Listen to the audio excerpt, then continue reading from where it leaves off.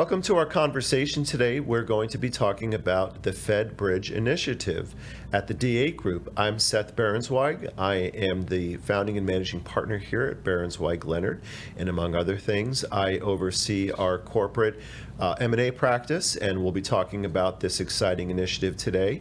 And let's have everybody else in the panel introduce themselves. Reba? Sure, thank you, Seth. Hi, I'm Reba Magulik. I'm the founding partner of the D8 Group.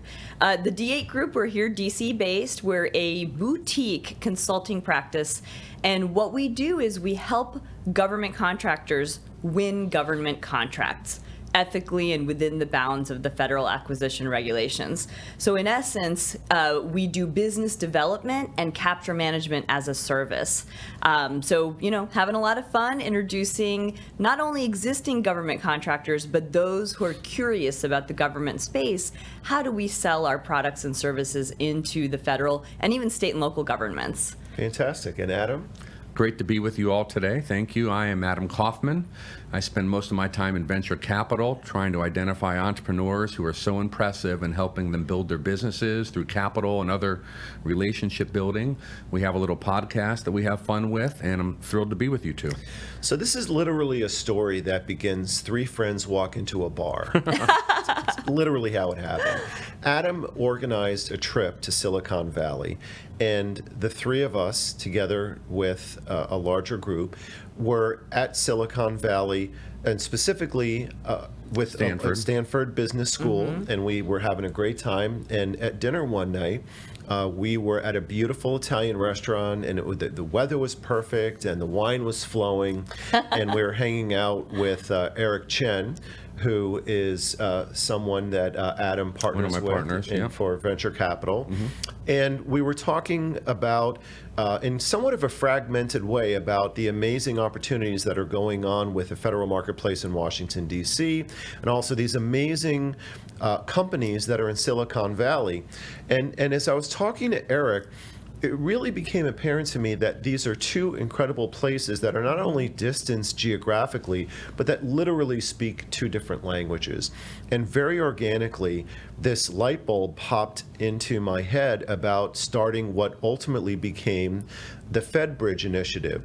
To understand it and to really kind of set the table, I'd like to really, Reba, ask you to explain to us, can you talk to us about what is the federal marketplace and what is the opportunity there? And then we're going to talk to Adam about what's on the West Coast. But can you help us understand what is the opportunity in the federal marketplace? Absolutely, folks. It is simply incredible. I mean, when you think about even just how we're seated here, Adam on that end, the venture guy with the California connections, us on this side, the DC with our suits and whatnot, working with the federal government, there really is a need for a bridge, isn't there? And wrap your mind around these numbers, guys, okay? In 2022, the federal government spent $6.2 trillion. Can you picture $1 trillion? And this is on everything, goods, services. I always say the federal government buys everything from cotton balls to tanks to IT services and everything in between. And it's absolutely true. Of that, if you're particularly interested in information technology, $58.4 billion with a B. Again, a lot of zeros just on IT in 2022. Wow. And that's only the federal civilian space. That doesn't include DoD, Army, Navy, Air Force. So big numbers, right? Let me break it down even further. That was just the federal side. What about state and local governments? If you combine all of the state and local spend last year, the states spent $3.9 trillion on services, Another goods. 50%. It's remarkable. And then interesting, just for our fun friends in California, can you take a guess on how much the state of California spent in 2022? If the whole nation was $3 trillion, I'd say 500 million. $400 billion. $400 billion. Oh yeah, I meant to say. Cut that out. I meant to say 500 billion. So like You're 1/6. Close. Yeah, truly. And interesting side note, California is the largest sub-national economy in the world. So now, given that, this is why I'm so excited about this. Think about this. if you have a technology, a cutting edge, bleeding edge innovation around AI, machine learning, data analytics, you name it. Defense, right? drones. Yeah, anything. Healthcare. Yeah. There's so many applications, and the reason I'm so passionate about this is no matter what you're selling, Seth, you come up with something, who better than the federal government? You get a 3 to 5 year contract, generally speaking, right? From a customer that always pays their bills. Regardless of what the scenario is, you know, as we all know in present day and time, Right. the government always pays their bills. So if you're starting any type of thing, even if you're pursuing the commercial sector, think about the opportunity. Wouldn't you love to have an investment? And there's grants. We haven't even talked about grants that are more R&D based. These are in the millions of dollars. So you literally have all of these opportunities essentially laid out on the platter. And now we're going to go from the East Coast to the West Coast. Yes. Tell us, Adam, from the West Coast perspective, what are the opportunities out there in terms of the capabilities and all the technologies And that the are ready needs. to get to Yeah, and the needs, right. exactly. Help us understand that. Well, Seth, you were really modest at the beginning talking about how you thought of this idea, because I think it was a brilliant idea. I've been going out there for 15 years, and I never thought of this. Thank you. You know, we hear about the really big companies, SpaceX or Palantir. These are now public companies that started out there. But there are countless companies that are nowhere near that size who But need, that are still powerful and have amazing technologies. Yes. they have a need for what Reba's firm specializes in. I never thought of this. It took you to think of that idea. I used to go out there. I've been going out for 15 years, guys, and I'd meet some entrepreneur who was an MIT undergrad with a Stanford MBA and a Harvard computer science degree in between, and also he found time to become a Navy SEAL. And I'd be so like, literally, I'm thinking of someone who has that bio, and I'd be so amazed at these human beings. Like, what on earth am I doing with my life that these brilliant? It was very intimidating, very intimidating. I would be. But what I realized is they need old, more experienced people like us who have been in the marketplace. Maybe we're not inventing the companies that they're inventing, the technology, but we have the business acumen, the marketing thoughts, the business development relationships, the legal expertise, etc. Right. They need us. And so I found that I became less intimidated once I realized what we could do for them. It's amazing, and we're having dinner at this beautiful restaurant that you picked in Palo Alto, and having a little bit of wine, or maybe more than a little bit of wine, and we have these people sitting across the table, and I literally started thinking about this bridge that was able to bring the East Coast and the West Coast together. It's kind of like a business Tower of Babel, but they're able to come together in a way with this virtually non-existent offering to be able to bring this together, where Reba, you bring all of the business acumen and the understanding behind the scenes on the East Coast, and Adam, you have this deep, many years long relationship with all of these great entrepreneurs and all these partners on the West Coast. And of course, as a business law firm that creates and puts together these deals, it just seemed like such a great opportunity. We're connecting the dots. Yep. Exactly. So we connected the dots. And I wanted to add a couple of points to what you just shared, Adam. So you were talking about the large companies and the small. Here's another interesting fact about federal government and state and local government.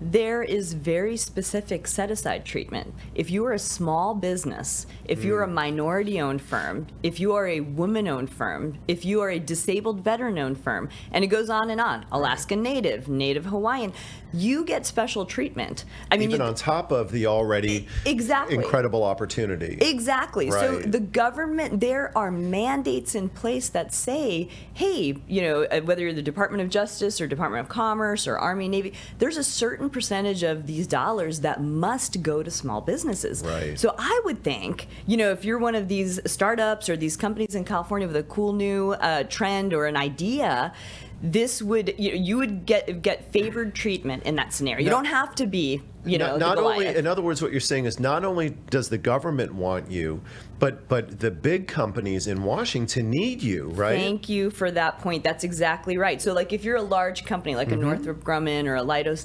you too have some expectations that in the contracts that you're going to perform, a percentage of those dollars must go to some socioeconomic, class.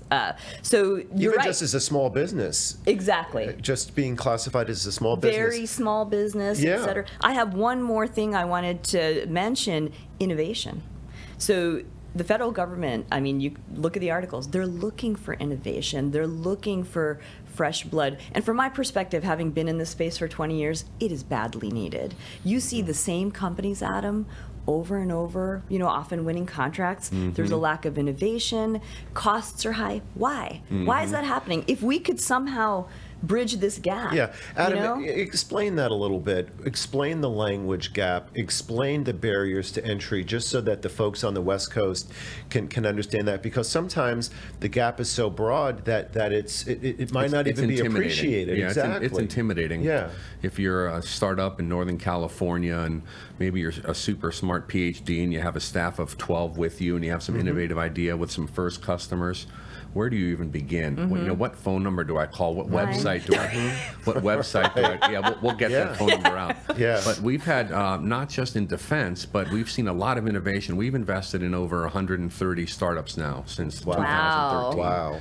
And we have seen a lot of innovation, to your point, Reba, in areas like education and financial services, not just defense, also in just general enterprise software that larger companies that we all know, like Salesforce, et cetera, purchase. Right. So the bigger companies are looking for this type of technology, but it takes a long time to get from zero to even getting on Google's radar screen. Right. And a company like yours could help them secure the biggest customer in the world. I like how you guys always talk about the United States government is the largest customer in the world. Sure. And so you're talking about novel, unique, bleeding edge technology applications that are pertinent to both the civilian and the military sectors. Yeah, consumers as well as maybe the defense industry. For instance, healthcare companies that are really on the verge of doing wonderful things for general consumers. Or I thought of a firm being at this law office today called Everlaw,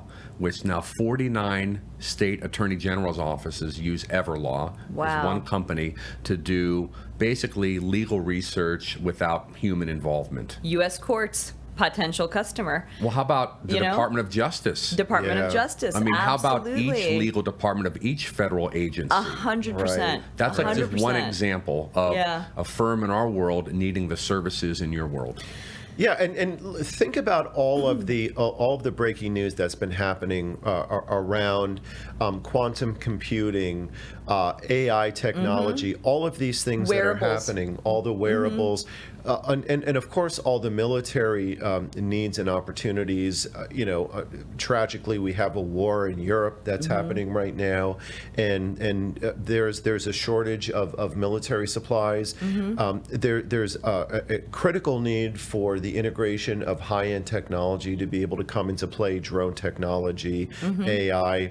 And as we're just sitting there having that dinner and then also spending time at the Stanford Business School on this amazing trip, Adam, that you put together, it just became so apparent. So what we're talking about is what is now being called and is being launched as the FedBridge Initiative. Right. And Reba, help the viewers understand, if someone is interested in this and to at least have a conversation about it, what would be the next step for someone to be able to Absolutely. And I'm glad you brought that up, Seth, because I do want to manage expectations too, right? I mean, there's a big, I've talked about those trillions of dollars. There's steps to get there, right? There are very high barriers to entry. And that's exactly why, like you said, Adam, where do I even start? How do I get through the maze? So what D8 Group does is, like I said, we're a boutique consulting practice. I've been in the industry 20 years. My team, collectively, we've had a lot of experience across multiple agencies, federal and state, winning contract awards. Again, ethically, right? So I would like companies to know that it's not an easy game. So here's the situation. If you're accustomed to, selling your ware, I'm selling you this pen in the commercial space.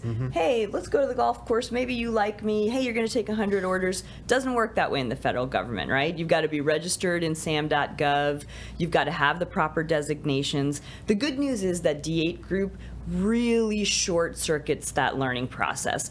We cut through all of the crap, get from point A to point B the quickest. Now, what is quickest? This could be, a 6 to 24 month journey. It depends on the industry. It depends on your company. It depends on your readiness. Absolutely. I mean, if this is a grant, that you could get overnight, the cure to cancer, the National Cancer Institute, that's one path. But what we essentially do to start off, we would do an assessment of the company. We'd say, okay, what is exactly the technology?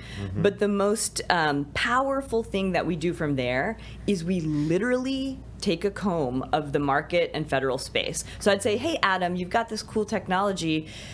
Tell me about it. Who do you support today? Who's the most? Can I give you a real example? Please. Okay, yeah, let's talk through a real example. One of our startups right now has worked a little bit with one particular Veterans Administration hospital. Excellent. Just one in one local community. Right. And they have an algorithmic way to help get people off of pain medications that they're prescribed after surgeries. Okay. There's about 100 million legally prescribed pain meds per year that patients have to wean themselves off of. You all know about the opioid crisis in America. Yeah. It's not all illegal back alley drug use. Some of it is not being able to get off your post-surgery medicine. So wouldn't it be great to help a company like Lucid Lane find the best government contracts, whether it's the VA or otherwise, to ameliorate some of this massive problem in America? And not only Could you is help that with something like that? 100%. Absolutely. It's an amazing market opportunity, but it's also a way for those founders to be able to come in and literally make the world a better place. Which is their goal. That's the goal. And that's our goal too, right? On the federal side. So what we would do is, in order to get from point A to point B the fastest, we would do a comb of opportunities that are coming up in the next 6 to 12 months. Actually, it can be immediately. You keep saying comb. That's triggering me. I don't have combs. I'm It's sorry. this thing that you can buy. First time Never I mind. ignored it. It's been a all while, right. right? Yeah. Okay, I won't use those trigger words anymore. No, but honestly, the most logical path is to show them that, hey, start with the VA, for example. Look at Defense Health Agency. Look at Health and Human Services. These are related, all focused on federal health and federal health IT, clinical and otherwise. Solutions, yeah. Exactly. So let's take a look at what's coming out. So we have So a company like that just calls you, and then that's how the process gets underway. Yes, we interview them. Yeah. We comb the that's market. good. And we say, hey, here are Comb. logical. These are logical places. We scan the marketplace. And then what's really nice is we can get really granular. We can say, here's a $100 million opportunity. Here's the perfect partner for you. Right. So it's a here's how you customized position for it. recommendation. Exactly. Yeah. And then beyond that, step 2 is we actually hold their hand through getting them connected and moving towards that contract. And from a legal standpoint, to the extent that it would help facilitate the process, there is a process to work with a federal government savvy law firm that can help do the plug and play, understand the federal acquisition regulation, to understand how to be able to contract and to protect. One of the aspects also, and I won't linger too much on the legal because I want to make sure that nobody falls asleep when they're watching this, but you're talking about a lot of technology. You're talking about a lot of proprietary licenses, information. Exactly. How do you protect and license your technology to the federal government? Right. How do you polish that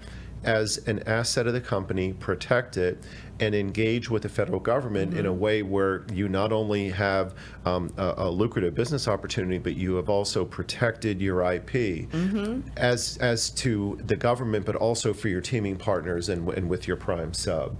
I'd like to ask each of you how someone would be able to get in touch with you. Adam, you've got deep West Coast connections. If someone wanted to reach out to you and talk about their company, what would be the best way for them to reach you? Best way would be via our LinkedIn page, probably, Adam Kaufman or the Up To Opportunity Fund. Okay, great. And Reba, if someone wanted to reach out to you. Yes, please reach out on www.d8group.com. So that's D, the number 8, and group altogether.com. We've got a whole section that will actually explain the FedBridge concept, and we'll get back to you right away on this. Great. I'm really excited about this initiative. I think it's really going to accomplish great things for great companies. Thanks for bringing us together, Seth. You bet. And thanks Appreciate for it. joining us.